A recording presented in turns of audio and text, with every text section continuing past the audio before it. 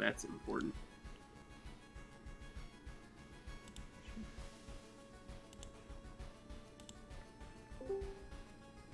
Oh shit! Sine wave's here. All right, that's my hell. that's my cue to dip. All right. Is it? I mean, I was gonna sub in for sine wave. Yeah, Sign, can you stay the whole time, or are you gonna be busy?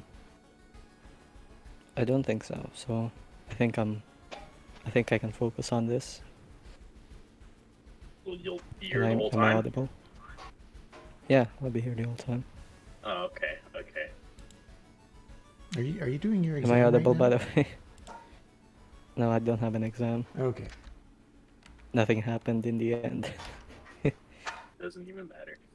So now that sine wave is here, I guess I should go now. Okay. Bye, Alfie. But And now Alfie gets to go play Gambit. This is fuck yeah, fuck you, Lion. You've been freed. Are you live right now? We are live. yeah, it is. Okay. Ugly bitches. Just saying one thing. Oh my god. Whatever, that was cross. Okay. This 6-man area was good. That's my opinion. All Yeah. right, I'll see y'all later. Hot take. I heard that Thancred is really good too. Yeah. Thancred actually might have a little bit of value here for once, actually. Oh, you mean this three target boss? The brave hits matter, okay. This 3 target boss that resists non-elemental brave damage. Yeah, sure.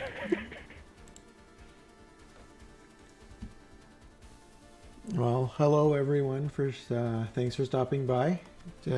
Today is episode 9 of Echoes from the Rift, which is surprising. It feels like it's been longer, but bi-weekly, I guess, makes the numbers go up slower.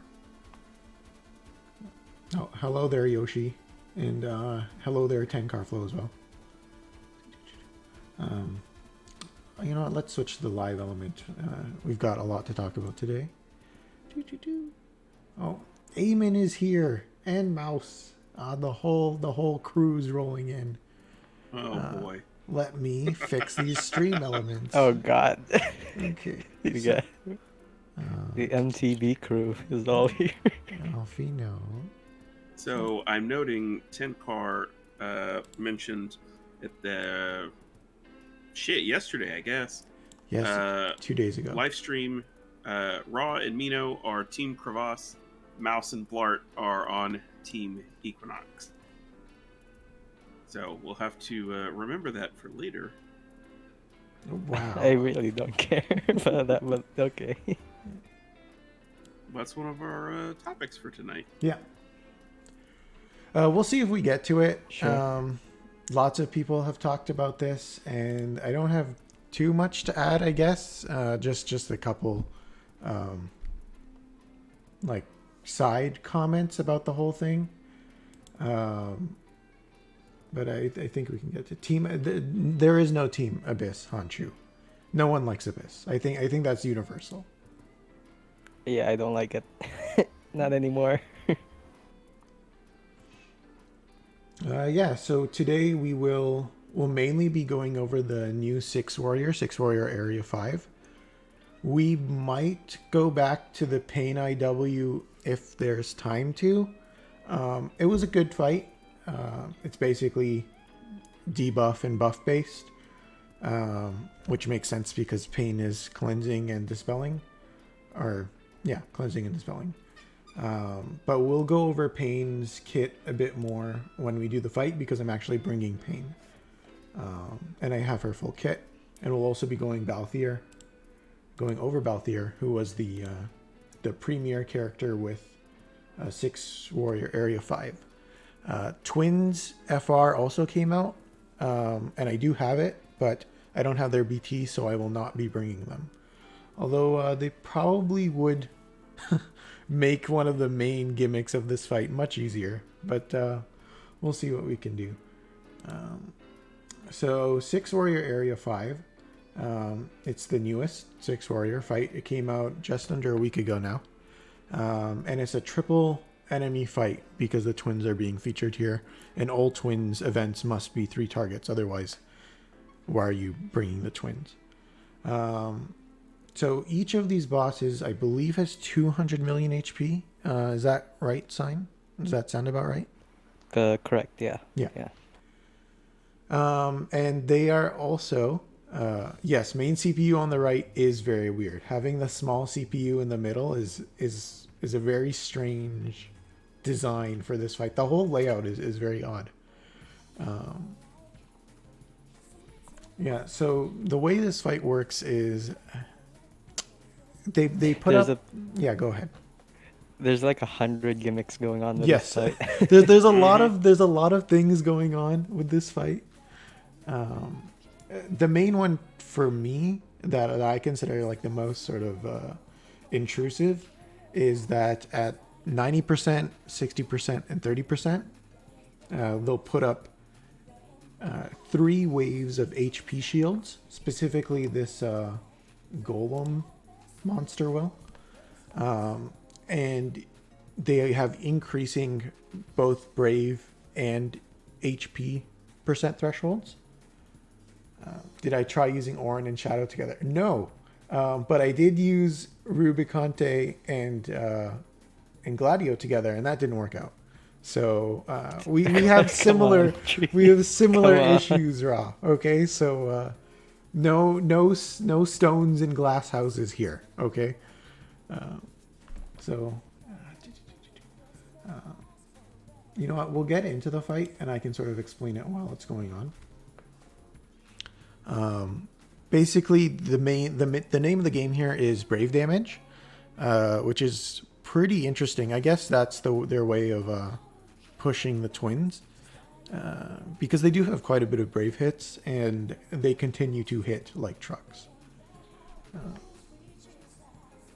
Yeah, I think their rework, their LD is like 8 HP attacks, but each one is, 4 or 5 brave hits apiece? Which that really adds up. Yeah, the more brave hits like you get, 20,000 or something like that. Yeah. So the what's that guy called? A golem, right? Yeah, I guess.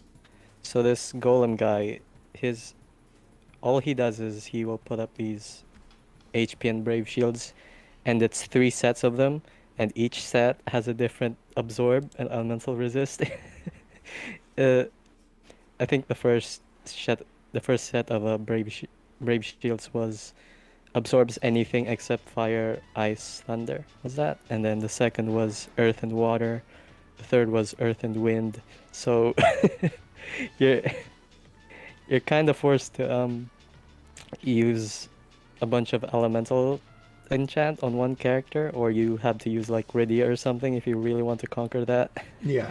So or use the twins, because the way their elements work out is that they don't care about any of the shields, basically. Yeah. That I find that interesting, because they have tried so hard to because when you have more elements in this era, it's usually a bad idea, but this is where they really shine. I think Prish is somehow eating here. Yeah, I think this is a good way of doing elemental quote unquote lockouts, because there's phases to it. I'll just quickly explain what's going on, and then we can continue describing the fight. So this lineup here, I'm only bringing in so that Setzer can apply his fixed dice buff to both Machina and Core for a later part in the fight when the shields come up. So I'm now going to basically swap out my entire front row here. So this was just for the purposes of getting the buff up. And so now you may have seen that I did 0 damage to these guys. That's because of this buff that they all have. It's a extremely potent HP reduction effect. So I'm just going to get Balthier to steal it, because that's what Balthier does. Oh yeah, and if you gave the CPU turns while the shields are up, they just paralyze you. Yes. You can dodge it, but Yeah, Is so it both of them or just the big one? both CPUs will, while the shields are up, That's funny. if they get a turn, they will do an AoE paralyze to your party. It is debuff evadable, so both Aerith and Lena and Ignis, I guess, whoever have that can avoid it. Did you not? What? I did my summon boards. So now I'm going to switch out. I'm going to bring in Aerith. So I think starting a couple events ago, just after we got the end of BT cycles, they started ramping up the rate at which enemy FR gauges go up. So you can see it's already at 16%. So I'm just going to bring in Aerith here so I can at least get my first FR before the enemies get their FR going off. Yeah, Where I the really other like four the- guest hosts, Yeah. that was an exception last stream, Pot. Okay, this is not Historia Crux. We try to keep things to one guest per show, which is not a really jab like at all, by the way. Cross's show is great, but it's a bit difficult having that many people while there's also gameplay going on. So, yeah. Yeah. Okay. So the middle one. Okay, that we established that the golem is just there to put up the brave shields. The middle one is like, it will periodically apply itself a system down buff, which will debuff himself for some reason, and anything that you hit it with gets splashed HP damage. It's really weird. I haven't like played around with it at all, but they get like they debuff themselves to a point where if you just hit it with single target HP damage, it splashes. I don't know what. It feels not reading Japanese, man. But Yeah, the skill issue is real, being unable to read. There's so many times where I'm like, which is my Setzer buff falling off? I don't really know. And I'm too lazy to translate it. So, this is where the real skill shines. yeah, and they also like, I think they give you a crippling debuff. I don't remember. Aside from the paralyze, I think there was one more. So whenever they enter their FR, they will hit you with like a full suite of debuffs, and those debuffs do bypass debuff evasion, which you actually want in this case, given the way this fight works. Yeah, and also if the far CPU, the one on the far right, if you drop it to 50%, it will instantly refill its FR gauge. So you can avoid it by just like Brother Spiritus, right? yeah. So you can avoid it though. You can just have your FR up while it's happening, and they just don't do anything, which is nice, I guess. Yeah. Lion, were you trying to say something? I don't remember interrupting you. Uh-huh. You Okay. could just speak. I was. One of the things that you mentioned, it's kind of too late to go back for this, but I'll say it anyway. I like how they've made that change lately, where the bosses will, on every turn, they gain their normal specific amount of force gauge, but then on player turns they gain an extra. It's a fixed amount. It's like 4% or something like that, depending on fight. But I like that as a means to sort of force us to have to deal with their force time and whatever the mechanic is, as opposed to quick charge and just plow through the fight. So I appreciate it. Yeah, you have to be like really aggressive if you want to outpace the force time gauge for the enemy. Yeah, I've been doing this fight a lot in the background, trying to see if I can get workshop something for a clear. I don't know if that'll happen, but we'll You see. haven't done this fight yet. I haven't cleared this fight yet. It's been a busy couple of days for me. I see. Yeah, but I have today been doing a little bit of workshopping here. That's how I came up with this current setup. We'll see. I was thinking of going the route of letting them get their first FR off and trying to rush them down to 90%. That way I don't have to waste some of my force time with the shields. But I don't have enough damage. Like my roster isn't varied enough that I feel like I can effectively do that. So unfortunately, I do have to go into my first FR here. So my first FR is going to be wasted.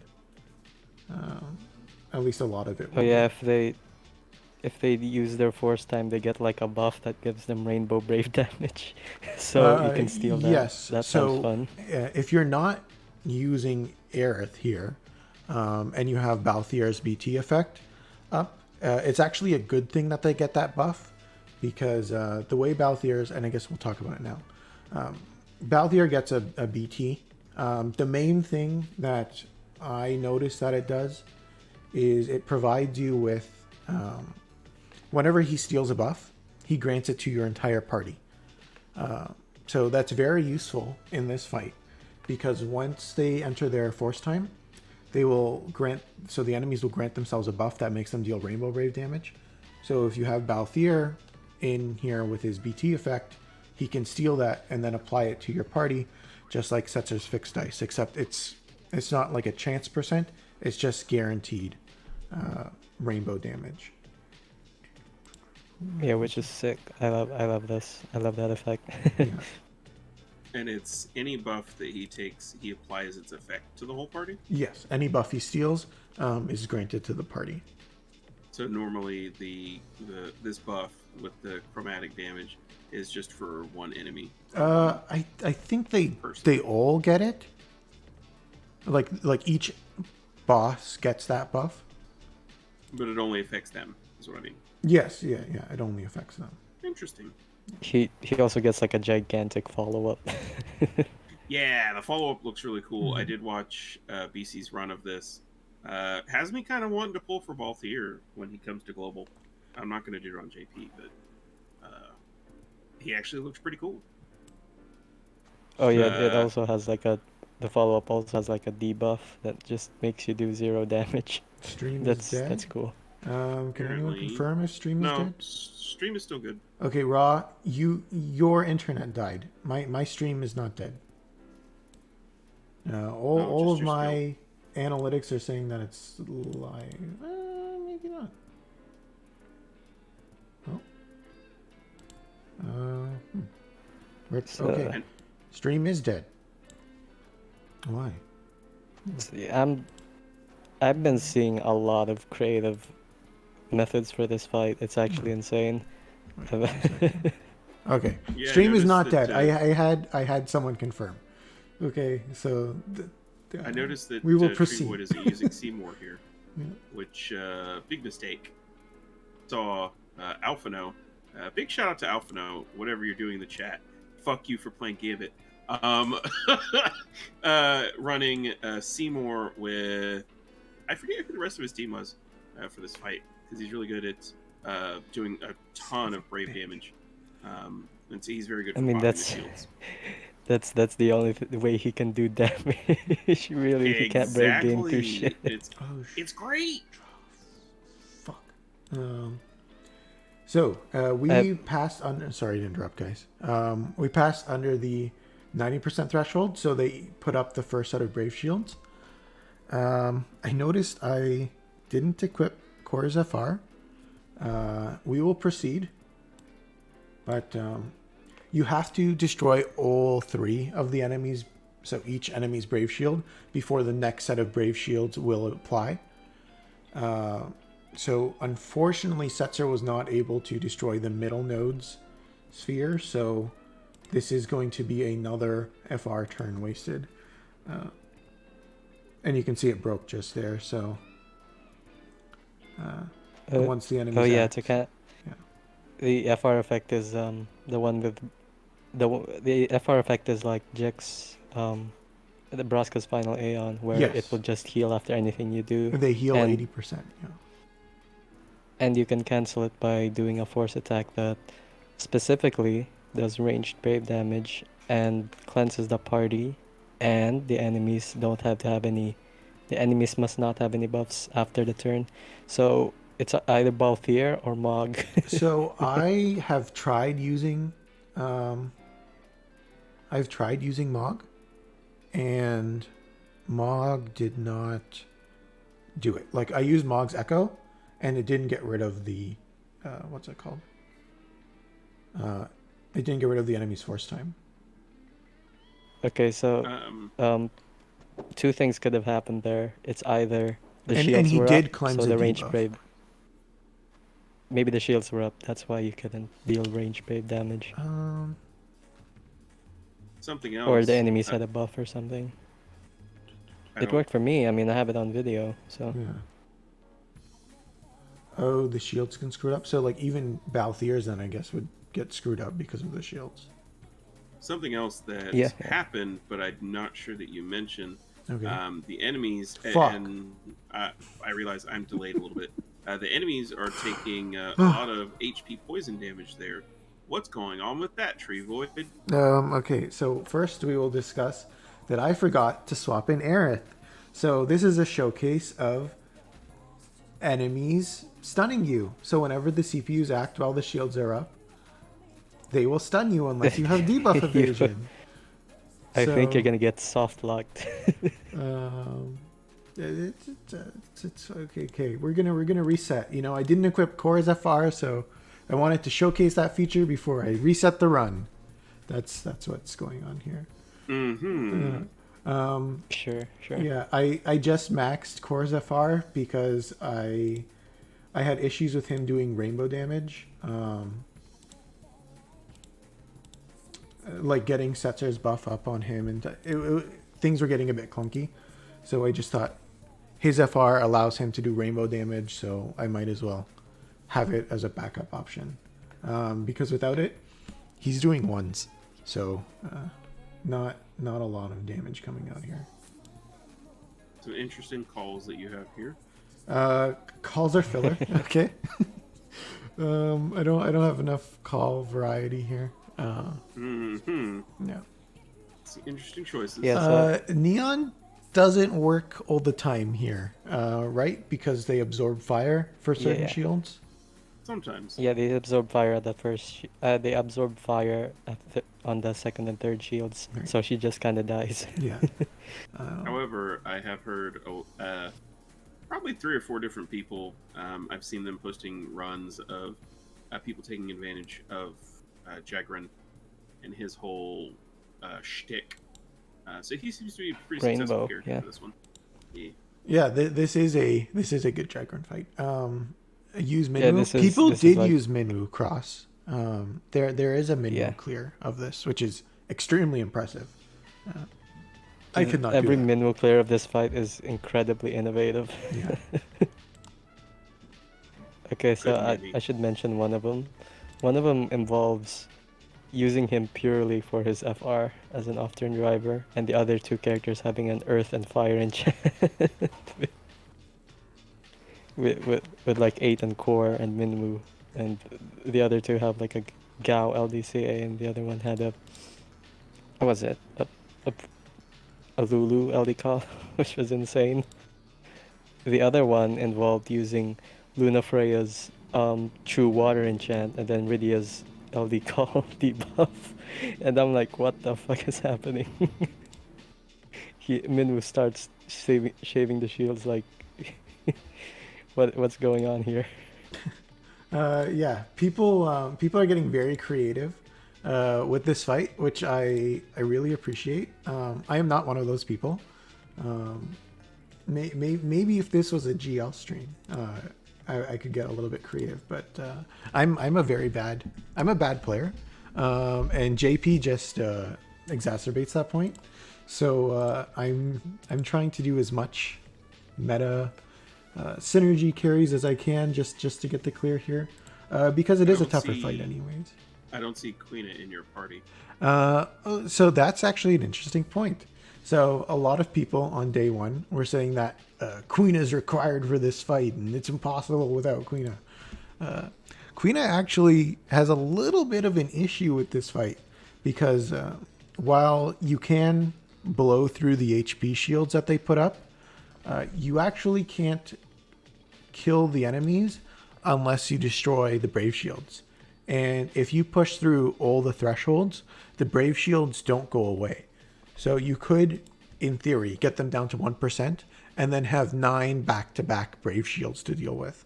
So it doesn't necessarily make the fight any easier because you still need to resolve what I would consider to be the main mechanic of the fight itself. That's actually really funny. Yeah. You Because however, I watched Aquina clear and I was like, what's going on here at the end? And then I realized, they they need to deal with all these Brave Shields in a row. So that was a pretty interesting thing.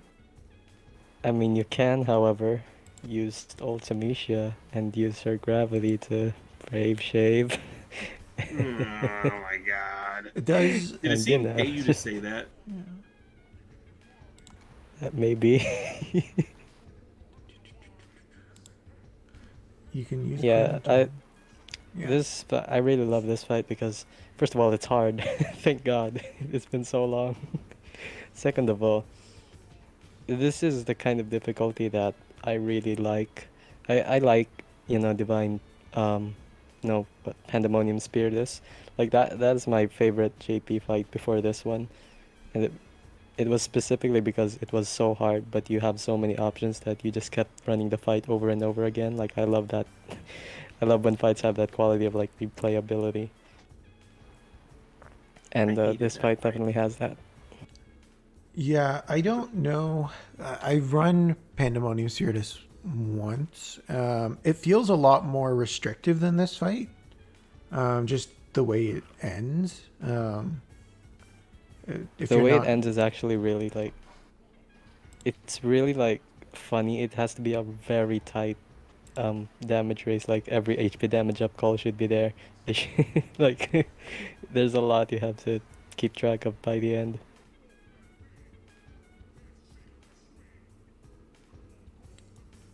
Yeah, I've only been able to beat it with Reigns, so I can't really comment too much on that fight. Otherwise, I think it's a fine fight. I feel like the Ramu and the Ramu Spiritus is, and I guess this the one we have in Global right now, Brothers. It's just seeing the way people are doing some more creative runs, like BC in chat here. Did a Yuri clear that was very cool. Eamon also had a very cool clear that it was Core, Ramza, and Yang, I think. So a very interesting clear. I want to check that out when I get a chance because that team doesn't really have any DPS units, so I'm not sure how that worked out. I used Core, Kane, and Gao, which is like a counter team on a single target fight. I don't know how I made it. Yeah, that was also a very cool run sign. Seeing all the Gao double procs and everything, and how little damage they were doing. Shut up. He was capping. Come on. No. How little damage the enemy was doing to you. No. Yeah, you were capping, no problem. Seeing Gao cap actually in a single target fight is very weird. Because this fight is inherently Earth weak, and everybody just caps if he enchants the party. Right, it's inherently Earth weak because it's pushing Brothers this time. I forgot about that. Yeah. Running Tifa is fine. There's nothing wrong with it, especially with a fight with this much HP. But it doesn't get any of the hype that a lot of these other ones did. Titus Core. Yeah. Why aren't you running Tifa here? Why am I running Tifa here? Well, Tifa is single target. This fight is not. But she does so much damage. If I had Renoa, maybe then it would be different. This is a great showcase of why different units are useful for different situations. So like about the 6-man, I was about to say this 6-man requires you to use an Echo, but then there was this team that was 6 months old. Like there was no unit that got an update in 6 months, and the Twitter, the guy who posted the tweet was like, you could have not pulled for 6 months and cleared this fight, which was funny. I still need to watch that. Yeah, that's a linked very in the cool chat. It's pretty cool. What was I gonna say here? Like So there was no echo at all. It's yeah, funny. no echo at all. Which just goes to show that like we have so many options now. You can build a team around like the fight mechanics and be able to do it. Everyone who's saying like you're being forced to pull now, does it make it significantly easier? Of course it does. I used the wrong core ability there, so fucking great.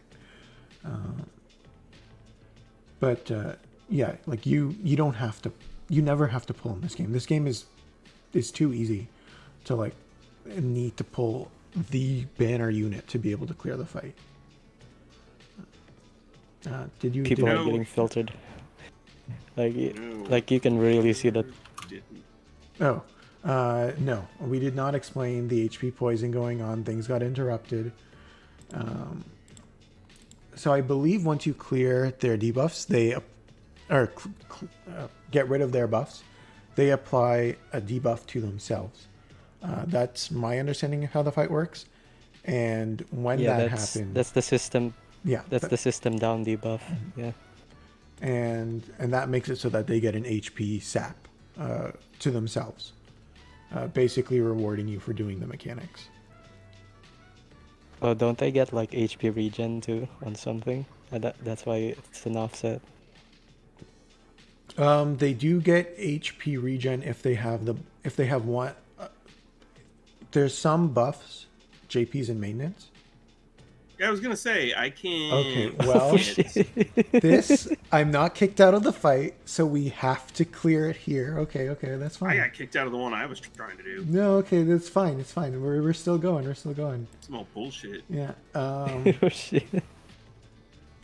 Yeah, Lion was How talking about the did poison, this so I happen more interrupted than him. once? I just Chat- love to talk chat over knows Lion. what's up. Okay. Chat knows what's up. This is why Lion is the co-host. Okay, because he doesn't Wow. stick up for himself. He just lets me walk all over him. Is that what it is? Okay. Yeah, see, How I'm did not this happen more getting than kicked once on out. stream? They know this is the run, right? So they're not going So, to kick me out. how big are the HP shields?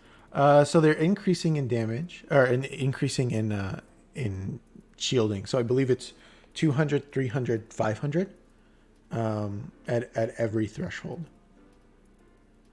Hello there. If you Endo. mean just if you just mean the HP shield, then it's like 46 million. That's the 46 million. Yeah, the That's HP it? shield is high, but again, it's sort of like it's just there so that you're not whittling them down as you get rid of the brave shields. I see yeah. why The brave people shields are just like going to 100k Queen or then. something. This is the problem with Machina. Machina doesn't have on-turn AoE brave shave. Yeah. Oh, and Isn't also a his special like LD? But the LD is yeah, instant his LD turn. trap. Yeah. I just don't want to eat up more of the force time that I have to. Mhm. Also, special shout out to Rydia. She's really good for this fight.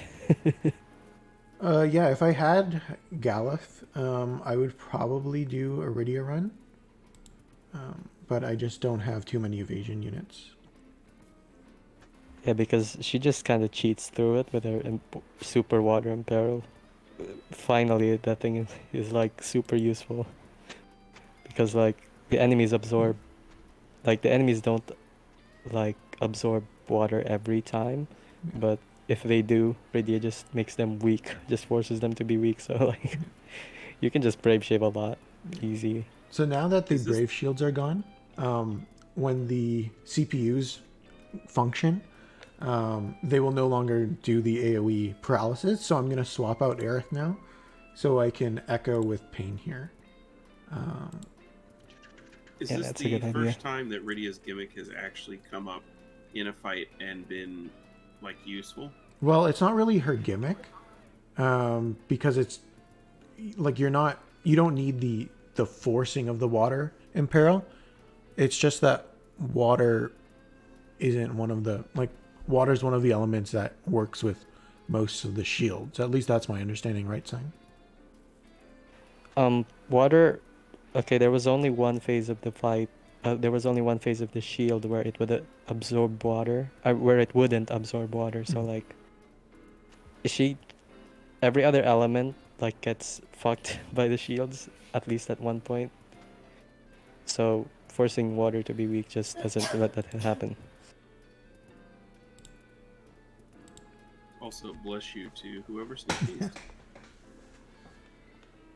Yeah. Okay. So what I'm trying to do right now is I'm just trying to push them. Oh shit. Yeah. So they have a lot of defenses, as was being shown there by how little damage Balthier was doing. I want to get them as close to at least the golem, as close to 60% as possible. Because once he reaches 60%, he puts up his second set of shields. And the issue is most of this force time was dealt with the shields. Yes, you're letting me stumble over myself here. So very, very kind of you, Lion. I am. Yeah. Some days I'm quite the humanitarian. Yeah, so I think what a lot of people did, just the one person I can remember off the top of my mind here, was BC. But BC did let the bosses enter he got the enemies down to below 90% before their first force, which is ideal because then you're dealing with the shield without wasting your force time, which is what I was not able to do. Only took a year. Yeah, it takes a long time to whittle this down. Yeah, I also didn't run Queen. This was fun. Yeah, so they're about to enter their force time. Their force time is actually pretty cool. I can't remember too many fights that have the gimmick here where one of the bosses actually transforms. You guys have more JP experience than me. Are there many fights that do this, like how the CPU just completely transitioned into a new thing? No. Yeah. I didn't think it's so. just Griever. Yeah. Oh yes, Griever. Does Griever switch? Is that really all that new though? I think it's just like a neat visual flair that they add on. I wouldn't say it's necessarily new, but I think it's just like a cool visual gimmick. We have so many Air of Grithin bosses switch to flying. Yeah, that's cool too. Griever actually turns into a new enemy. But that's not when the force gauge fills up, right? That's... Oh, okay, yeah, that's like a phase transition. Okay. Yeah, I'm sorry. I'm being specific here to a force yes. transition. Yeah. I think one of the one of the FF2 dragons also did that, but it only switches color. I don't remember which one, but yeah, I think one of the FF2 dragons do that.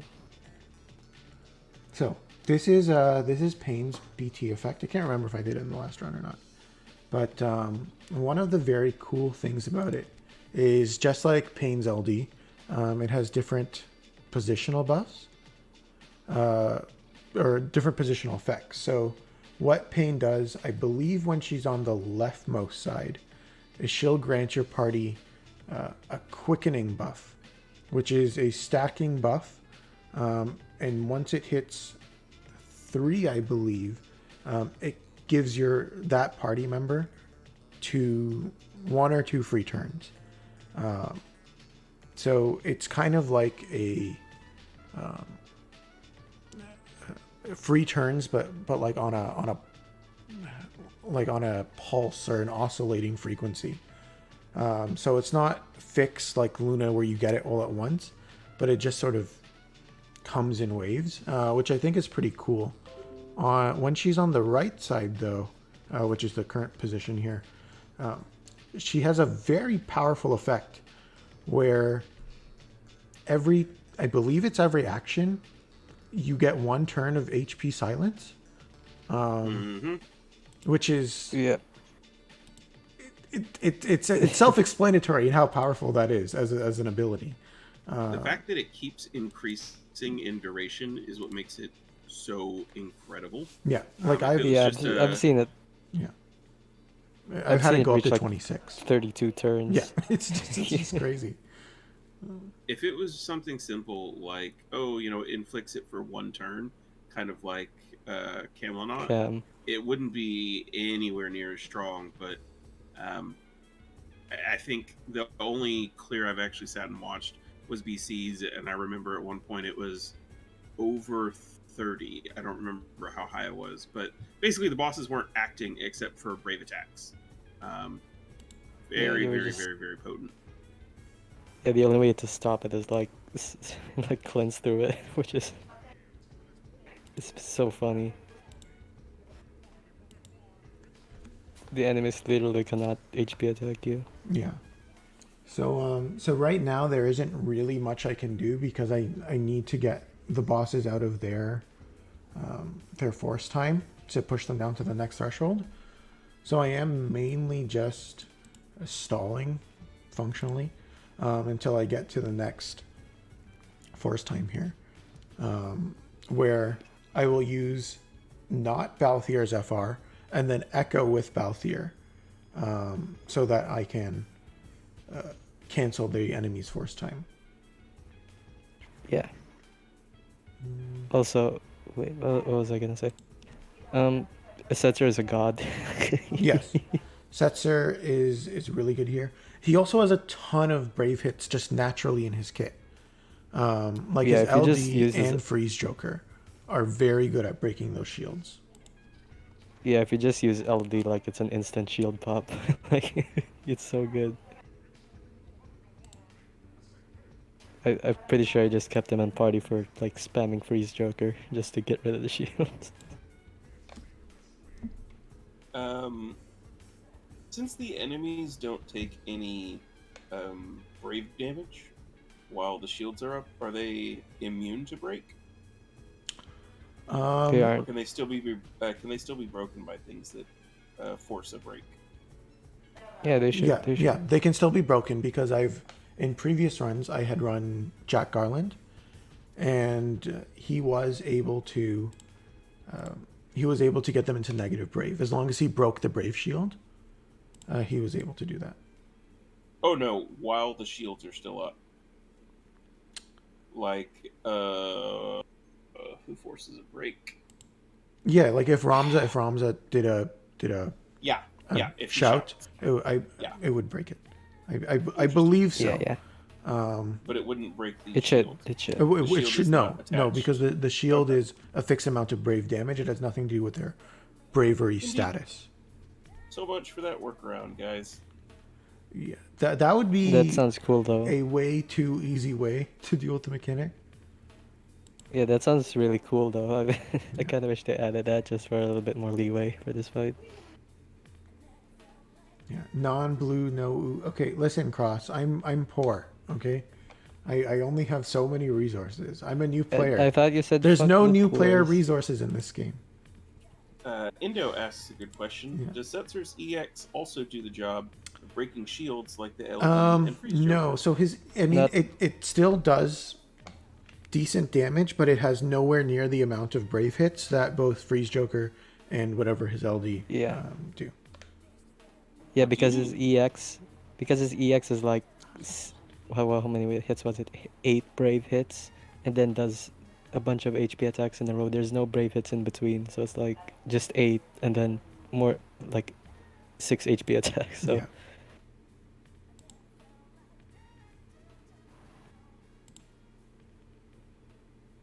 So you just kind of want to press like Freeze Joker and LD with him if you really want to kill the shield really fast. Yeah, I don't think gravity works with these shields. I think that's been resolved because otherwise. Yeah, Yeah, go ahead. Gravity and shields are weird for this because if it's like based on attack, then it's reduced based on your attack, of course. But like if you have like Ultimecia or something, it's like one half of their brave is reduced to their shield.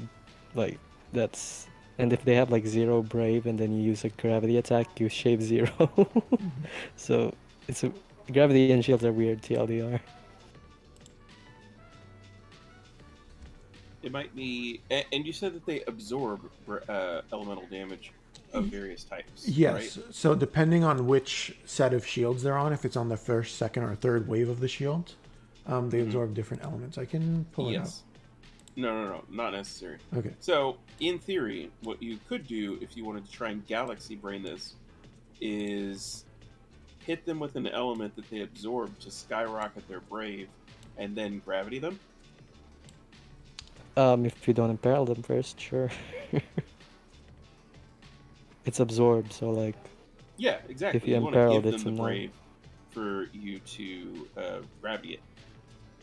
I mean, sure, if you can get rid of the imperil, so.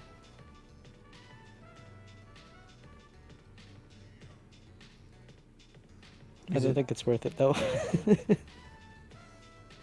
Hey, I'm just I'm thinking out loud out here.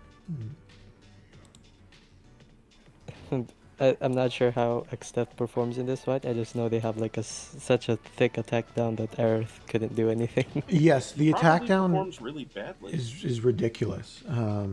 They have so much. Like, there's been so many times where my units have just been hitting ones, even with multiple BT effects up. I used Aerith's healing wind and it healed for 0. It's based on her attack. Yeah, So that's like rough. okay. Oh, that's why it was healing 0. Okay, that makes sense now. Question Yeah, it's for based you, on Indo, her attack. in the chat. Have you tried 7 for this? And if so, how did her capture whip thing do? Oh right, it does shade brave. Mm-hmm. That's interesting. Her bondage whip? Yeah. Oh, very cool. And she also has like 100 elements, so I think she can work out somehow. But she's single target, sadly. That's true. Except for the capture whip part. That could be an interesting strategy if you can make it work. Yeah. Like, it's not a ton of damage or anything, but over, there's 3 enemies. You know what I mean? It could be Yes, useful, yes. maybe. It can work. It can. Oh, Extreme, maybe. So if the mini node gets an attack off, I will be paralyzed. Hopefully it tries to do an HP attack. I keep Hopefully it misses. Okay, it's fine. It didn't get its turn. So yeah, that's good. Yeah, there's just a lot of things to keep track of in this fight. And that's also why I haven't been providing quite as much commentary here. It's just a lot of things to sort of keep my head around. I tried bringing Mog Indo, but Mog never hit more than 1. It was very rough. My units are not doing damage, and I need to figure out why. Because my core is having this issue too. I need to figure out what my brave damage issues are. Maybe it's just not the right team setups. I mean, they used Mog fine, so like, it's probably just you. Yeah. I'm sure it's a skill issue on my end. You said that Mog's, it's his FR that's good for canceling their force time? Yes. Speaking of skill issue, this reminds me a lot of like, when it released, it reminded me a lot of Tier 9, where people just say it was impossible without this character. It was so funny. Without parts. People are getting really filtered by this fight. Like, Yeah. you can see who the scrubs and who aren't are.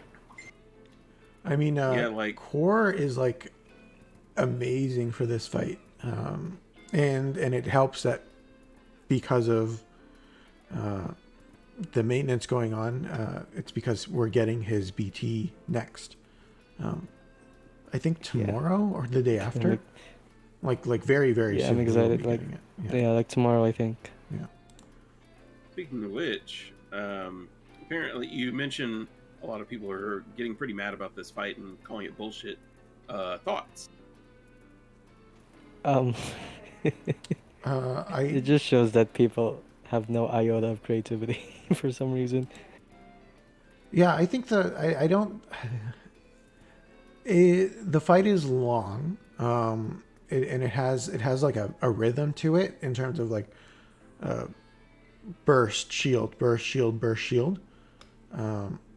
So I think if you're used to just unga bungaing it, you can definitely run into issues there. But I don't think it's like you can see. I'm not really running a super defensive comp, and they're not really well. I get never mind. I guess I have Pain, but like even when I didn't have Pain's effect up, they don't really hurt you too much. The main thing is, do you have debuff evasion, and do you have brave damage? So those are the two main things that it's asking of you. I guess the other thing is, be careful with your elemental units. And they have been running a lot of elemental units recently, so I guess I can kind of see people complaining about that, but I think I don't see any reason, to say that this is an unfair fight. I think this is it's just a really mechanically intensive fight, which is good. It's what six-man should be. This is the potential that six-man has always had. And I felt like area 3, 4, and 5 each ramped up in terms of their complexity, while 1 and 2 kind of meandered, and the beta was also very good. So I think Six Warriors finally hitting its stride now, at least in the terms of the last 2 that we got. Yeah, the problem. This is one of my biggest problems with Force is like you can just unga bunga through everything, even if they were elementally locked out. This one is like, no, you can't do that. You need to be like very specific if you want to do that. So, full disclosure, I have not tried this fight yet. I've been busy the past few days.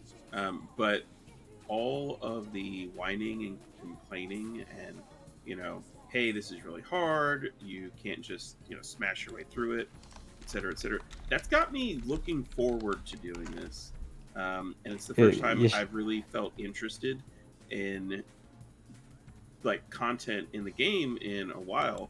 Like, the Pain fight was fine, the Queen fight was fine, and I feel like I'm starting to become a little more interested in doing the fights because they're more interesting and not just, kind of phoned in the way that some of the ones in the last, I don't know, month and a half maybe have been.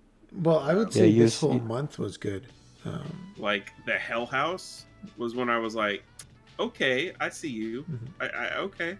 And I was really hoping it wasn't going to be just one of those, we have one good fight per, we don't have cycles anymore, but like one good fight per month or every other month or something like that. Mm-hmm. They've been kind of ramping it up a little bit, so that has me feeling a little bit better. And I can't cancel about it. It's holding my interest.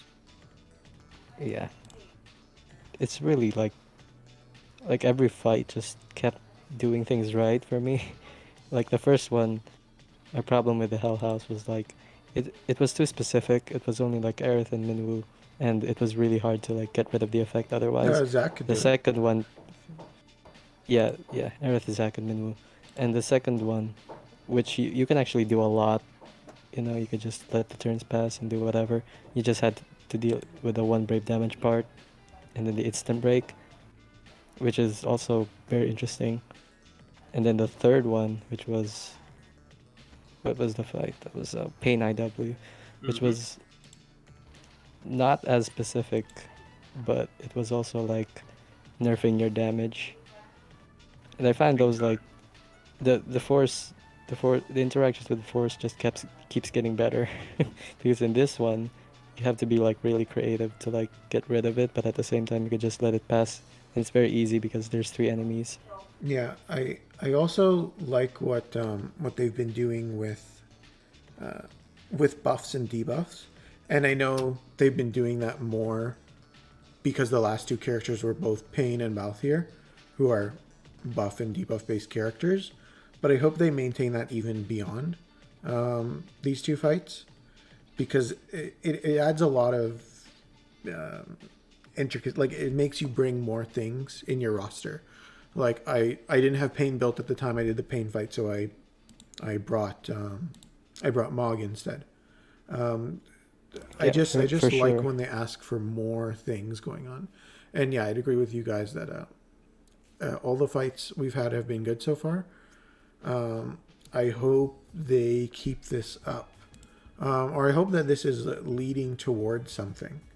I get like an inkling that we might be seeing a change coming soon-ish, like either a new difficulty or something along those lines. But even if not, like as long as they just maintain this pace, I'd be happy with that. Yeah, if C100 is like this, I'm very excited to see what they come up with for it. But yeah, it's like this fight is so good. I just really love this fight. Yeah, and like I knew I shouldn't have popped one of his FR echoes before, and now I'm definitely facing the issues with that now because I won't be able to cancel their next force time. But we'll see. So now we're going to see Baltier's BT effect. I've been holding off on it this whole time, but I think it's a pretty interesting animation. I don't know what it's referencing. Why he does like shadow clones into a meteor? I think it's the same. Fake fan. I think it's the same. I think it's the same game where Ash's animation comes from. Revenant Wings. Fake I fan. think so. I'm not a big FF12 fan in general. Fake fan. I haven't played any FF12 game, so TreeVoid doesn't know what he's talking about, Oh. Cross. It's okay. God damn it. You guys mentioned Paine's Intertwine Will a moment ago. I am gonna jump back at that. I really liked the mechanics for that fight. For anyone who hasn't played it, basically the bosses start off by giving themselves. Keep in mind that I was playing characters that had debuff start, so they gave themselves, I think it was 5 framed buffs, and then they hit my party with 3 as well. yeah, And it puts you in I a position where you can deal absolutely no damage to them, and it's amazing. I had 0 buff and debuff start on one character, and I was like full buff clutter Oh, and wow. full debuff clutter. So I'm like, okay, I can't deal with this somehow. The way the gimmick in that fight works is at 90% and at, what was the other threshold? Was it 20%? 50? No, if 20, they're. I think it's 20 they don't do anything. I think it's 90 and 20. I could be mistaken. If they have any buffs, it's a weird interaction where the game wants you to get rid of all of the enemy's buffs and get rid of all of your debuffs. And if you satisfy that condition, the bosses will debuff themselves to make themselves weaker. But if you don't, they get even stronger, which I think is pretty cool. Oh and no, they then- start healing themselves. Yeah, that too. And it's not a small heal either. That's a fucking huge one. Yeah, it's I like think 10%. it's It's really 20% chunky. of their HP. I think they just go back to like what they could have been. And then at 50%, and I don't remember what the other threshold is, they buff and debuff you. And then their force They time also do it in- is... Yeah, Yeah, their force attack too. Yeah, they do it on their force attack, which is a really basic, brave HP attack. It's whatever. But what it does during their force time is your damage output is massively decreased. It's something like 150% HP damage down. And then on each of their turns when they attack you, it's an HP attack followed up with a follow-up attack that's also AoE. So it's really easy to die really, really quickly, especially if you get broken, which Yeah, I you really can- appreciated. Yeah, it kills tanks really easily. Mm-hmm. So it took me. I went in blind. I had no idea what I was doing with that one. It took me 3 tries. And the second try, I fucked up the run because I didn't know how I was supposed to counter their force time. I thought that I was just supposed to press Paine FR and that was it. It did not work. And so the enemies, I think they killed Aerith in 1 turn from full health, which was pretty funny. But the way their force time doesn't sound interacts surprising. is they want you to use an FR attack that dispels a buff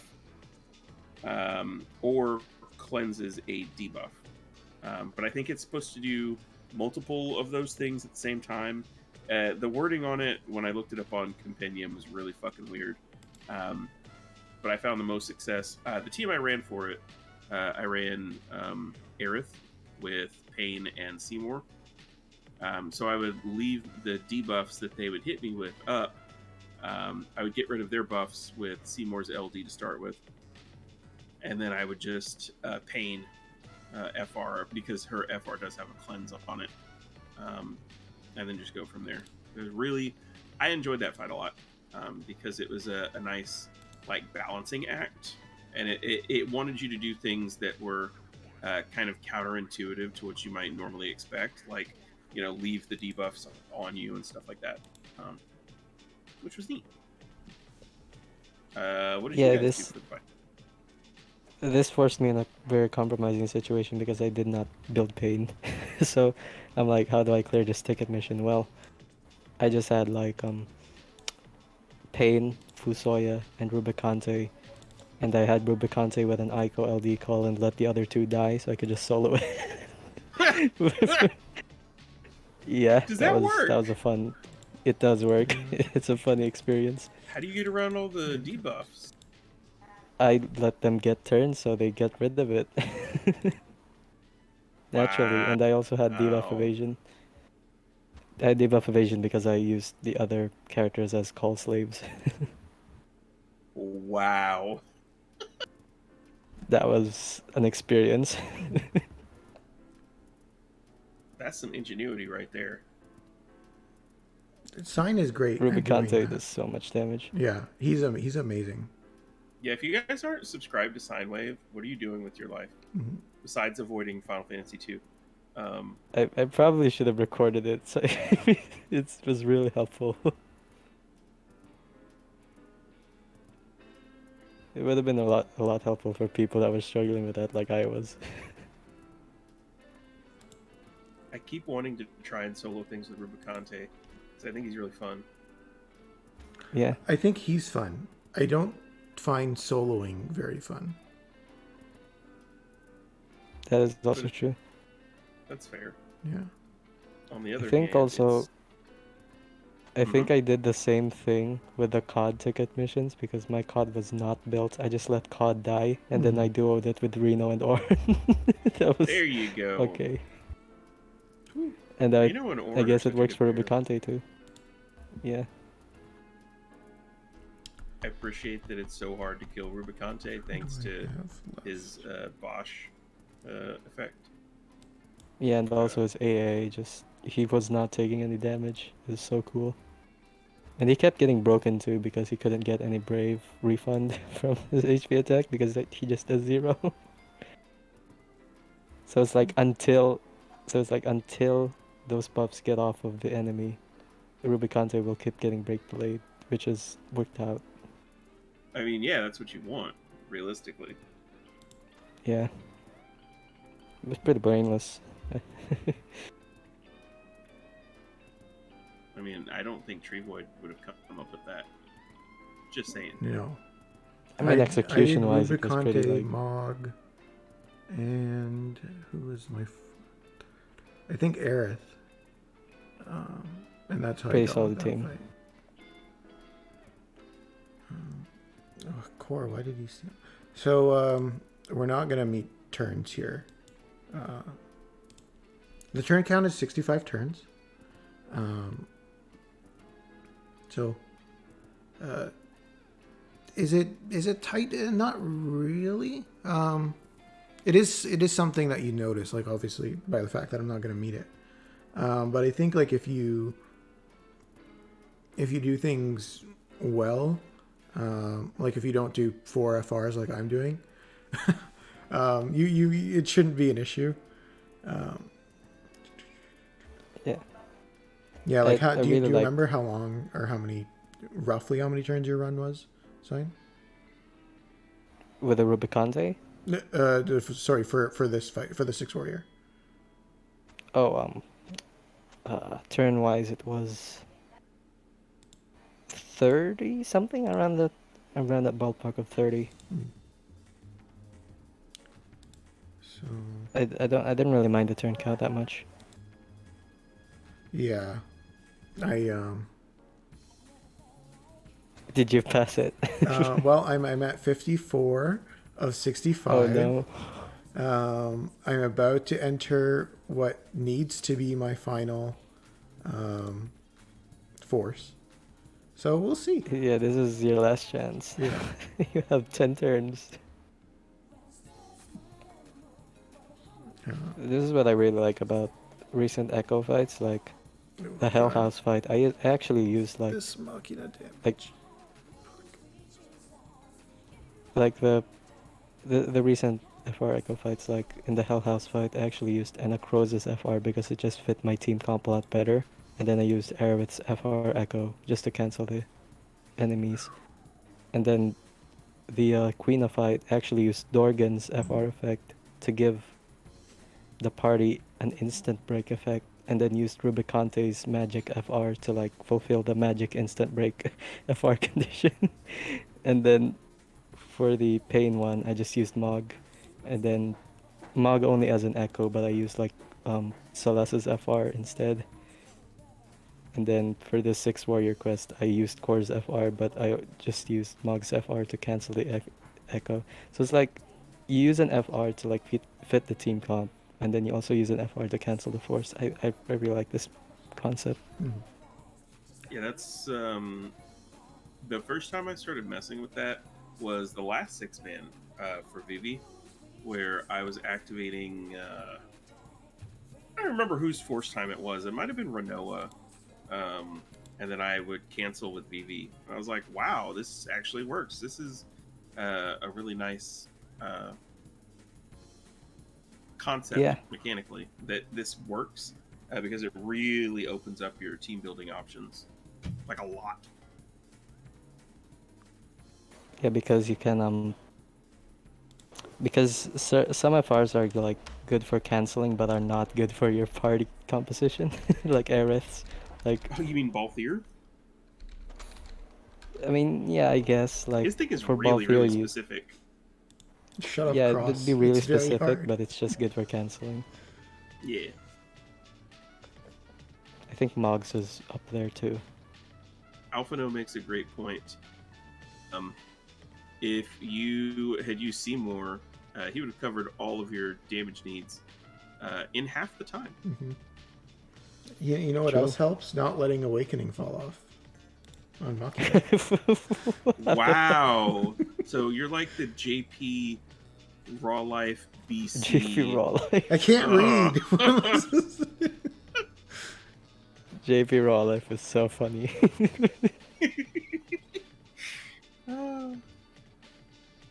Now you're letting buffs fall off. Dang it. Buffs Who will fall you off. All my become BTs next? are done. Yeah, I don't have What's any next? more Your Echo stack's left. gonna fall off? Good thing Right. my overheads can't fall off in this party. That's copium. Yeah. Anyways, so I'm not gonna meet this turn count, but yeah. So this is how not to do it. I really tried. Okay. Things didn't work out. Actually, is this fourth or fifth? This might be my fifth FR, actually. This is worse than Look at that VC's burst Cardiff effect. run. Man, that is dope. Is that 41 million damage? I wish it was 41 million. 41 million damage. Or was that 4? That was It went by really four. quickly. Yeah. 4.1 million damage. Oh, man.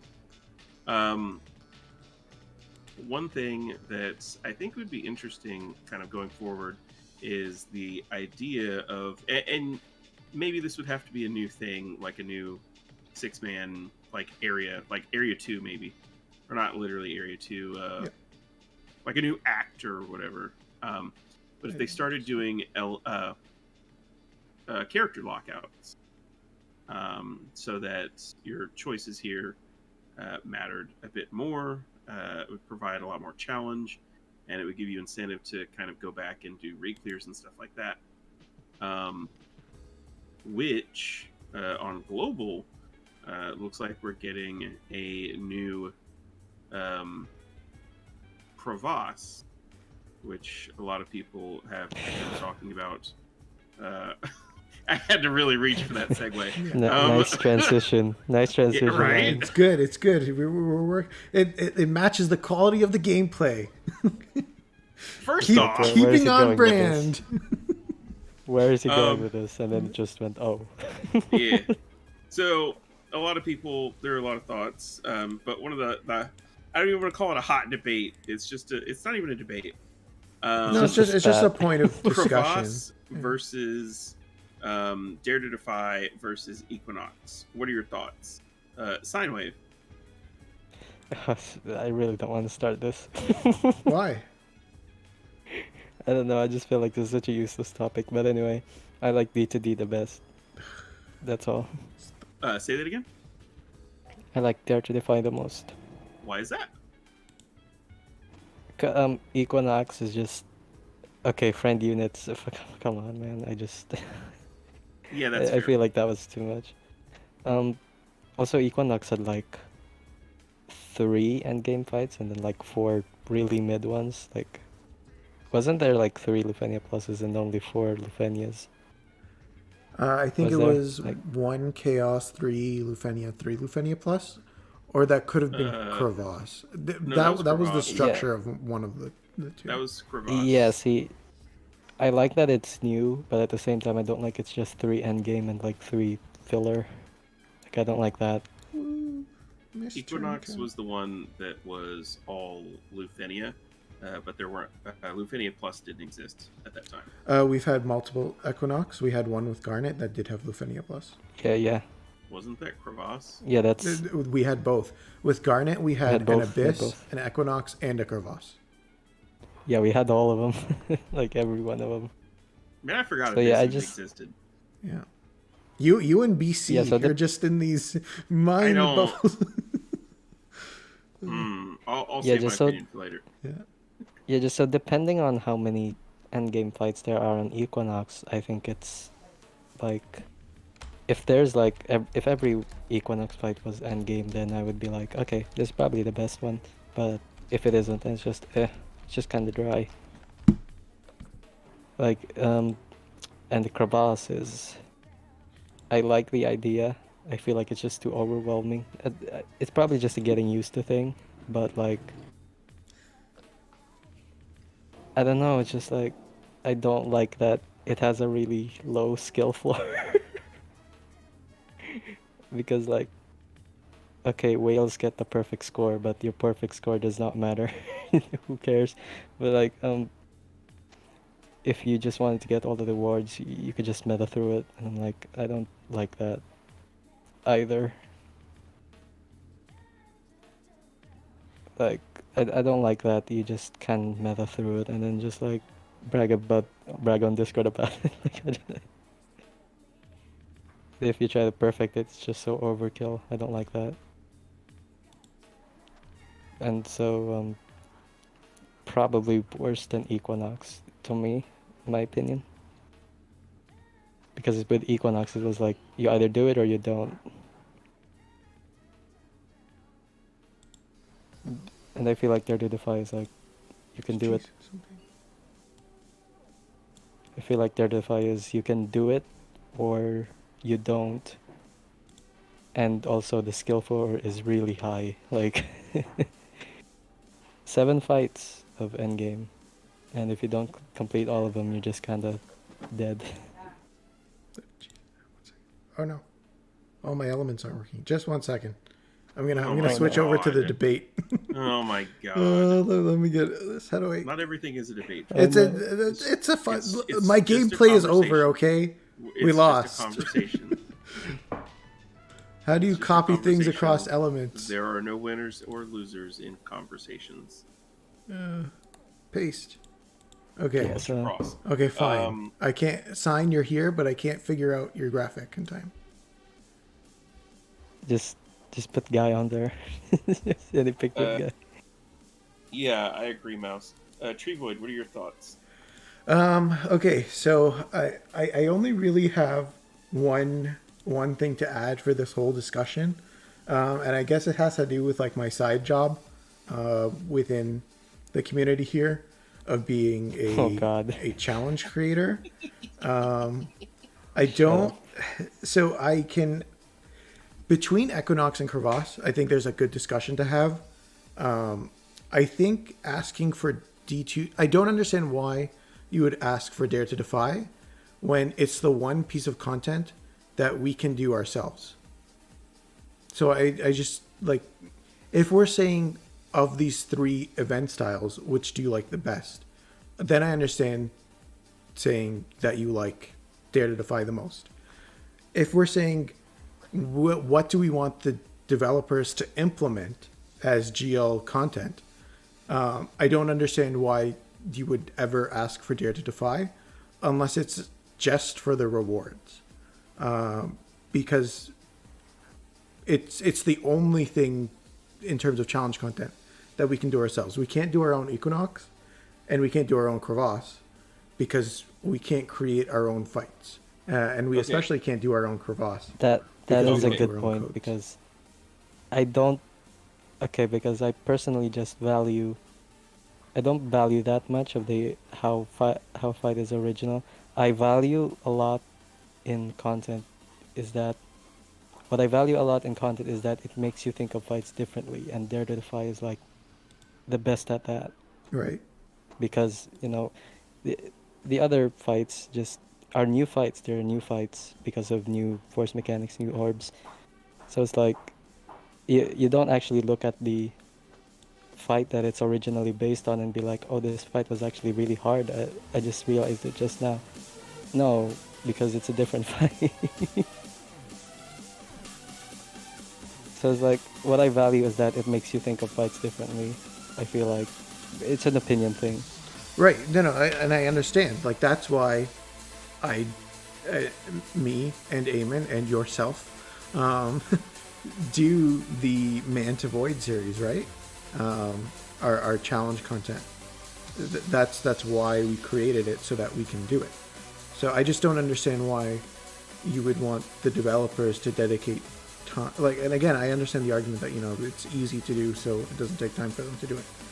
But So, which one is your preference? which one is my preference? Yes. I think Crevasse has the most potential if we're only looking at what we've had so far. I've liked the Equinoxes more than the one Crevasse we've had. But I want them to do Crevasse more because, again, I think it has the most potential to be good content in the game.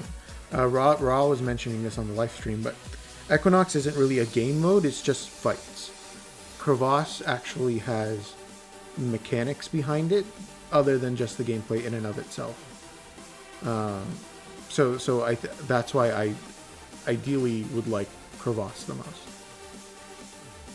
I agree with those points, but see the thing with Crevasse is also like I can break the game, and I can just like break the game with like a specific orb mix-up, and I guess that's fun for some people. For me, I just don't like that because it's like I can trivialize a fight. I'm not really forced to like do a different strategy than the one I'm used to. like because the first Crevasse was like the orbs were really vanilla, and depending on the fight, it was just outright cancer, or just outright piss easy. Yeah, and I understand the complaints with the first Crevasse, in terms of the specific fights, but we've only had one, and it was the beta, right? So I tend to give it a little bit more leeway, just like I did with the first GL for Shinryu we had for Terra FR, which I think everyone thought was a bit underwhelming, compared to some of the GL firsts we had during Garbage Time. But this was also their first GL first Shinryu, right? So I want to give them a bit more time, a bit more practice with these events before I definitively say, okay, I just don't like this game mode. Yeah, I agree with that, but like, I agree, but also like, again, it depends on how many of them are actually Shinryu, because if it's just 3, I'm kind of, that's kind of disgusting. I don't like that. Like, I guess, but I'm a bit curious because, let's say we had an Equinox instead. I think the distribution would still be the same, right? So like, would those criticisms carry over to Equinox? Or yeah, like all I want to know is where the criticism lies, and like, is it unique to Crevasse? Is it across them all? That's sort of where I was a bit confused about in terms of the community reaction, because I had thought initially when we had the first Crevasse that it was generally well received, but now it seems like it's a lot more mixed than I had initially thought. I mean, I liked it on release, but I was like, again, I was so overwhelmed by it. Like, this is such a new thing, and also it leads to people doing the same things, and I'm like, that's not supposed to. I feel like that's not what's supposed to happen. Yeah, so that was an issue I had with it from launch. What, if you don't remember, what Sign's referring to is if you wanted to get like the maximum score, you would need to bring 3 green staff units, of which there are only 3 green staff units, and 3 yellow greatsword or blue great. Like, there were you were pigeonholed into very specific team compositions. Yeah. Which is a bit of a downside. I think, like, I understand why they did it in some sense, in which it's a pull incentive. But I think from a design perspective, what would be much better for players is if the ×3 codes were much broader. Like, we had 5 ×3 colors and 5 ×3 weapon types. Not just 3 and 3 to match with the 3. Like, basically have enough for all the fights so that you're not locked into very specific team compositions.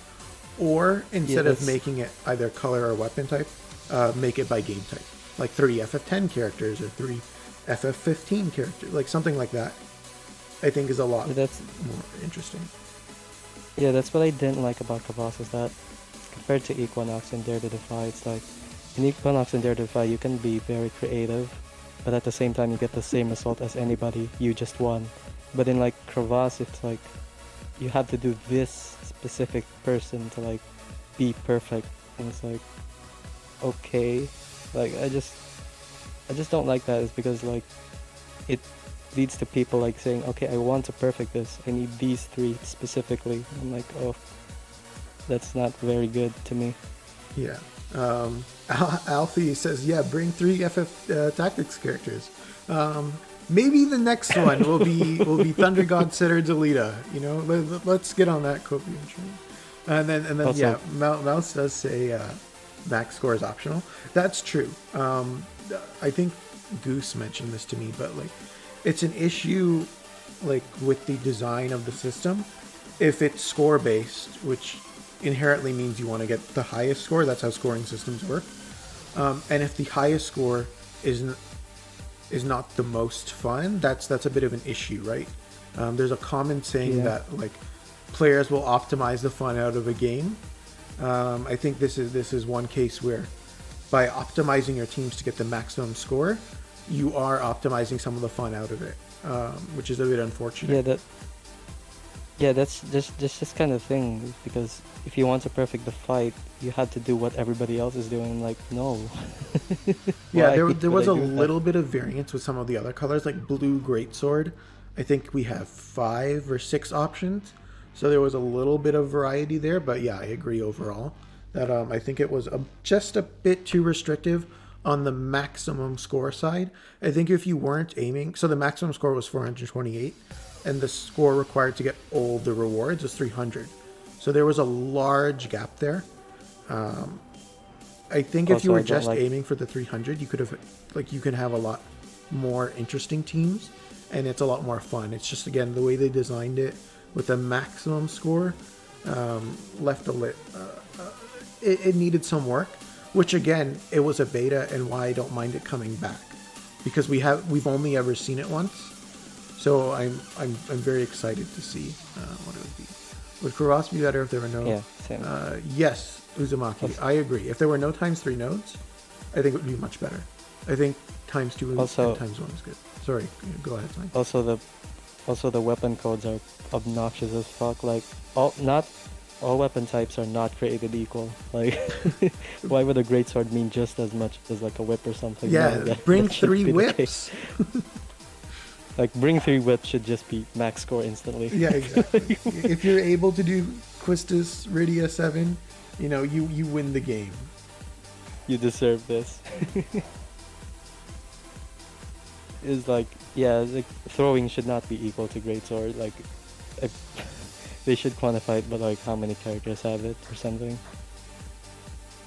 Yeah, I'd agree with that. If the crystal colors, I don't really have an issue with, because they have an equal distribution, almost. Yeah, it's more balanced. Yeah, it's tried to like 100% equal. Weapons are a bit of a problem.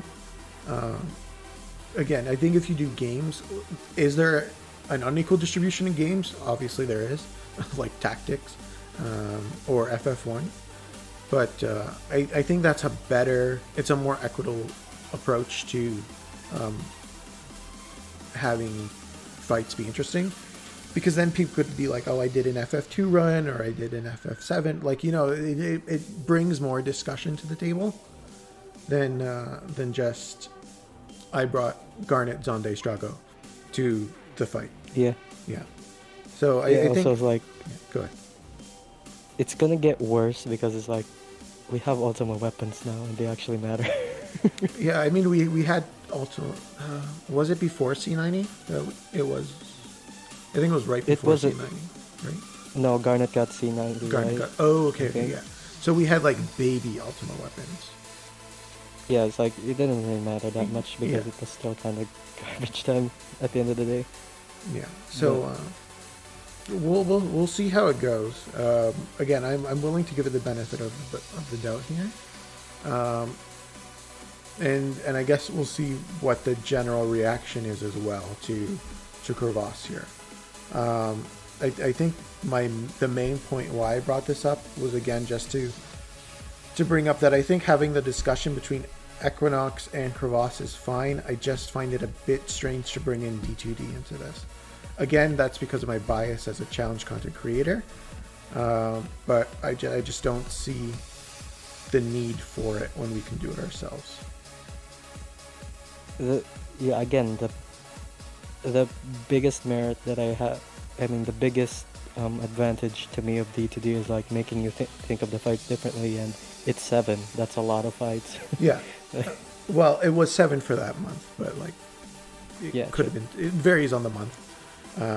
But it's also easy. Yeah, go ahead. It's also like six fights of fights that you've already tackled, and you could just tackle it differently and suddenly have a different outlook of the fight. And I feel like that's a good learning experience, like a good player growth. Yeah. Compared to the others.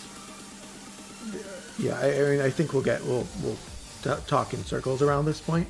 So I think I've sort of said my piece, and are you sort of satisfied with what you've said there, Sign?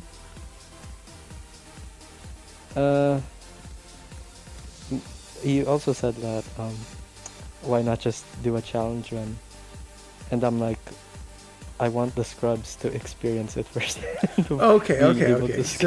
So this is the point where I'm just like, I play. So Defoe's a single player game to me. While I think it's fun to laugh at the scrubs or whatever, That was a joke. I know, but some people, I think, it's like a partial joke, right? Where you do want to be able to flex a bit, right? And Crevasse does let you do that with the score system. Yes. But yeah, you want to see the Reddit threads of people malding and saying like, "Oh, I'm gonna quit the game," right? I want a high skill floor. Yeah, if you want to complete Dirty Device, like you're a good player or you're not if you don't like complete it. There were a lot of not good players who completed Dare to Defy, so I wouldn't say that. Yeah. But there's a threshold effort. there. Yeah, that's my entire. I'm done with this. And Dread the Lion. I don't know where Lion went. He just disappeared. Lion, are you here? Yeah, I've been sitting here for the last 20 minutes. Y'all been talking. What were your It's been thoughts on great. Yeah. This is like being a DM in D&D, and then your players just keep talking. You ain't gotta say shit. Yeah. It's great. Were there any? What are your thoughts, Lion? Yeah, thoughts you wanted to add, or? I mean, I haven't paid any attention to anything y'all said, but What's new? no, y'all were just talking, and I kind of, I fucking tuned out because after a certain point, it was like, all right, I like Equinox. Oh, okay. Yeah. Why? So Abyss and what's the other one? Crevasse. They both have. Thank you, Endo. They both have something that I dislike, which I think TreeVoid mentioned, which is the idea that in order to get through the stage, or in the case of Abyss, the floor, there's always going to be an optimal, if you configure these puzzle pieces in this way, this is the best possible outcome. Like with the score mechanics for Crevasse, with the green staves and the blue great swords and the, I forget what the other one was. I think it was yellow base sword. And I really hated that because it took away a lot of the need or desire or any kind of motivation for trying to play around with it or anything like that. Like, maximum score obviously didn't matter. It was just for bragging rights. But even then, yeah, you were rewarded for being. Jesus, chat is violent. You were rewarded for being exactly like everybody else, which is fucking stupid. Where's the big brain plays from Sephi or the I'm gonna let the enemies kill my characters so that I can solo the fight with Rubicante and then revive them with Echo LD call. That one actually could work in Crevasse. Because not the point. Not the point. I know. Where's that ingenuity? Where's the reward for that kind of fucking Omega Galaxy brain play? You know what I mean? Which I don't like. Whereas in Equinox, yes, it sucks that all the fights weren't end game. Lufenia Plus the second time around. I didn't like it as much the second time, to be fair. But the first time around, when we got Shantoto and Sephiroth and Arden and whoever the fuck else was with that, I thought that was really well done because it's, here's a series of fights. They've got their orbs or whatever, and you've got all these different pieces that you can play with. Like, there were no further restrictions, like, you need to use a green sword and a blue dagger and a red bow or, whatever. Which... fun buzzword, artificial difficulty. I don't know. I would rather be able to. I would rather the fight itself have those mechanics and be more challenging than, the restrictions that are placed on me by the game. Like, you can only use these types of characters. Be what determines how I approach the fight. I would rather the game be more sandboxy. Yeah, okay, so I think what you're saying, Lion, is that you would like it if it rewards creativity to like a good degree. Yes. Is that what you were saying? Yes. Yeah. Okay, I think I agree with that. Yeah. Or Maybe maybe a better way do of putting it as is, well. I don't like that it rewarded literally playing the cookie cutter optimal strategy. Yeah, okay, I agree with that. And even then, even if the reward for that was for a super high score was something purely cosmetic, like a badge or something like that, like that's fine. It gives you something that you can flex on people with a little bit, show, hey, I did this thing, I was a good player. Obviously TreeVoid would never get it, but not after today. Well, every stream really. And then Dare to Defy, I thought was fine. I didn't really have any issues other than the obvious one of why didn't completing it, complete the base stage. But I like the idea of, the mechanics of the fight, what you want to do. This is how you completed it the first time, but you can't use all of those characters necessarily. So you have to approach it differently, and it forces you to do that, which I thought was really nice. True. Yeah, so I'd agree with all your points there. The issue is if you do any sort of reward or ranking structure, what's the way in which you generate that score system, right? No. Okay. Huh? No, there's no ranking. There's none of that. It's, did you meet this score requirement or whatever? So just a normal mission. Or whatever. Think of it like Spiritus. Did you get a triple S rank? Okay, cool. You got a badge. Did you get a double S rank? Okay, yeah. You got So just standard mission objectives. Not like a new system. Lion, could you imagine if you got a badge for clearing Dare to Defy? I think people would have lost their mind. Yeah, it would have been great because it's functionally meaningless. That would have been and so. people would still mauled over it, and it would be awesome. But yeah, if it actually had a permanent reward, I would have died. Yeah. It's super minor, like it's pay to win. It's a D2D badge. Yeah, like fuck off.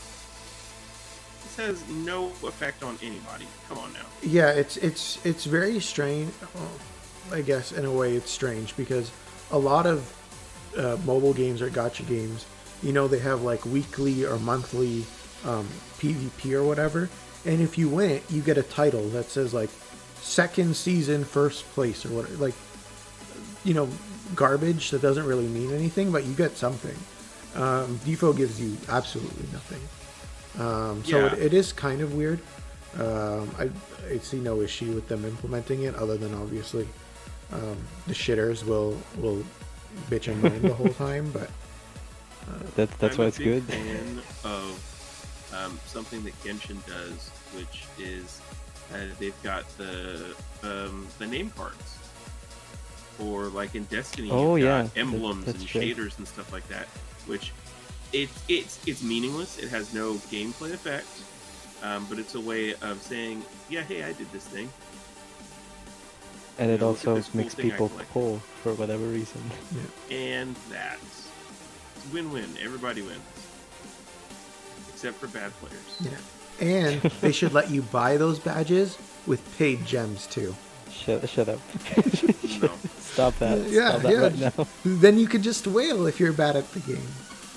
No. Then you get an FF14 situation. You're not you allowed get the top ranked TreeVoid. players being... You can either get good or you can get the fuck out. No, but getting good is spending money. Money is good. I mean, that's fine, but you're not getting in just because you spent money.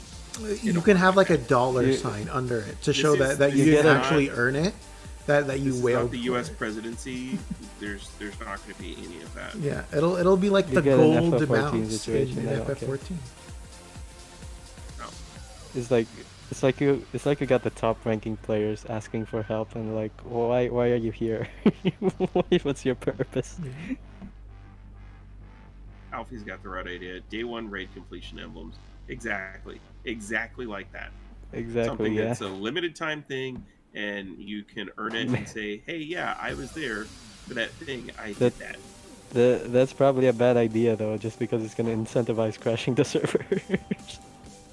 I mean, not literally. It wouldn't have to be the first day, but in Destiny, that's a thing where the first day that a new raid launches, the difficulty on it is increased for they call it contest mode, where they set everybody starts off at the same like level of power, so the amount of grinding that you've done, the level increases and stuff that you've gotten don't really mean anything. It's all player skill and your strategies, the types of gear that you use, like your builds and stuff like that. These are what matter because everybody starts at a level playing field, and at the end of 24 hours, they remove the contest mode. It's just regular difficulty, whatever. But it's part of a worldwide raid race. First completion, there's a whole prize set up, and if you beat it on the first day, in the first 24 hours, I should say, you get a special emblem, and there's no other way to get it. And if they had something like that, just some kind of unique cosmetic thing that you could show to be like, yeah, I participated in this, I did this thing. This is a good way to drive player engagement, and it gives people a reason to play the game. Outside of, hey, let me grind out this Spiritus real quick. You know what I mean? Yeah. I think there's room for them to do something there with that. Yeah, but time limited wise, no. I feel like that's one of the biggest qualities of default. Is just it respects your time and you can do anything at any time. Which is I don't think the time limited stuff is gonna work. But if you have like a crevasse and you have like this badge on completing it, then yeah, sure, why not? Exactly. Why not? It's just a badge. Yeah, I think we can all agree that we want more stuff for endgame, even if it's not like a material reward, but just something as proof that you did it, right? That we know. Yeah, so you don't give away your account. You have to part with it. The 4 events a month thing I think it's growing on me. The consider the game a side game comment, I know Lion is very much not a fan of. But that is false. Okay. I'm not a fan of something else. Okay, go clarify. But no. Say what you got to say. Okay. All I was gonna say. Not draw me into your nonsense. Yeah, I'm not. I wasn't doing any nonsense. All I was gonna say is I'll echo something Nino said. The game it had its 5th anniversary in JP. Mobile games don't last forever. Like 6 years, 7 years. That's a good runtime. Like, is this game winding down? Yeah, probably. It's not going to last forever, so there will be a tapering off, and I think we do have to be aware of that. I think the quality of content that we've gotten this month, if it persists, I think the state of the game is fine, even if it's 4 events a month. I really don't mind it, especially if like the 2 events we're going to get right now in GL, in Lude's and Varus's fight, are pretty not great. Like, I don't mind if they cut some of the less interesting fights, if we continue to get events that are as good as the ones we've gotten this month in JP. Yeah, that was the big hopium when the 4 events thing dropped. It was like, okay, they finally have more time to like dedicate themselves to a good fight. It didn't happen for a bit. It didn't happen right away, we're finally but getting it. at least for this month of September, it's been good so far. Yeah, it's like I like the 4 events thing. Like, I think I agree with Mino too. It's like this is just for longevity's sake. Like, we can't just keep up the old one anymore. Like, the game is gonna die out too soon if that's gonna happen. But yeah, it's like I think after everybody gets a BT, there's just nothing else left. I think they're gonna shut it down regardless anyway if it continues that long. If they get to everyone. I mean, I think it's like what, 2 years. If we get a new BT every week, I think that's the rate. So Yeah, so like I they don't just know want if we'll get 2 more years to hang on. there. Yeah. 2 more years at least. Lion, was there anything you wanted Which is to good. add on I that? think I like that.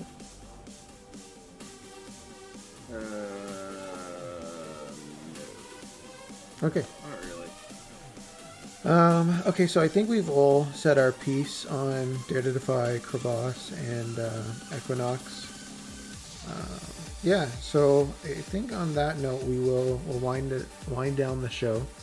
Thank you everyone for coming by. I know my gameplay wasn't the best. Staying on brand, you know. gotta make sure we keep things in line. Sign, we have a last minute question for you. Who's your favorite Genshin character? Oh, okay. Oh, who's my favorite Genshin? Okay, first of all, I haven't actually played Genshin. My phone explodes. But that's a tough question. I mean, I joined because I really liked Nilo's design. I was so interested in the design. I'm like, what is this game? Like, I actually want to look at it now. But there's also a lot of good characters too. Mm-hmm. And your favorite, or what's the best Ace Attorney game in your opinion? Ace Attorney game? Yeah. I haven't played any of them. No shit. I want to. But Yeah. I don't have the resources. Start with to. Great Ace Attorney Chronicles. That's the best one. The newer ones. The last one I played was Okay. what was that dumb bullshit? What was the 5th one called? Is that with New Phoenix? Dual Destiny? Dual Destinies? Yeah. It was the one where Apollo had the eye patch. Yeah. Yeah. I fucking hated that game. It was terrible. Have you played the Great Ace Attorney Chronicles? No, I haven't played since that. Oh, okay. You should get because back. it turned me off the series so much. Okay. It was so bad. Yeah. Mouse, would you say Great Ace Attorney Chronicles are the best one? Because that's my answer. Naruhodo is like the best protagonist. Naruhodo. Yeah. So I think that's the easy answer there. I really unironically enjoy Apollo Justice, the game. No. I liked it a lot. Like a lot. Yeah. However, I would probably say Ace Attorney 3, maybe? 3 was really good. And it really tied everything up really nicely. Yeah, I think that's also like a solid option. If I wouldn't say great, I would probably say AA3. I would say the first 4 games are my favorite, no doubt. Yeah. I love those. To go back to what someone asked me, I also like in Genshin characters. I just really like the silly character, like the ones that are really goofy, like Hutao. Like I like those ones too. Yeah, Hutao was cool. I just I like laughing that at them. Yeah. You should get into Genshin. So you would be a big Ito if my fan phone then. doesn't explode, sure. Like I know Indo is gonna join if Elon ever reruns, so I'm like, Hell yeah. I better get ahead of him. Indo, there's so many characters to sim for. Yeah. There's so many. I feel like all of them is Indo's type. Yes, Everyone Yes, is in those type. probably. Okay. Any parting thoughts from anyone? Any last words? Yes. Okay. I just go ahead, hope I Simon. don't get Oh, I just hope I don't get a strongly worded reply from Raw Life saying I hate Crevasse more than Equinox. I just don't want It's to. Raw. You can ignore him. He's fine. Yeah, like I really like this new direction, and I like where JL is going to. Like the Spiritus Brothers is catching a lot of people off guard. Like people are really trying to be creative and failing, but also succeeding. I like that. But yeah, that's all. Lion. Yeah. So this week, just the other day, I started watching the Cyberpunk animated series, which is called Edge Runners on Netflix. And I'm not trying to be a shill for Netflix because fuck Netflix. Sorry, not fuck Netflix. Just in case they decide they want to sponsor us. That upcoming you fucked over our upcoming Netflix sponsorship deal. Hell yeah! Fucking maybe they can get us like front row seats to the next Dave Chappelle special. But yeah, the Cyberpunk anime, it's really fucking good. Holy shit! I was impressed. Like, I did not think it was going to be good. I thought it would be terrible, absolutely terrible, and it's really, really, really good. If you played Cyberpunk, if you enjoyed it, you should definitely need to check it out. If you like anime in general, especially if you're into stuff that's not, fluffy. Like if you're into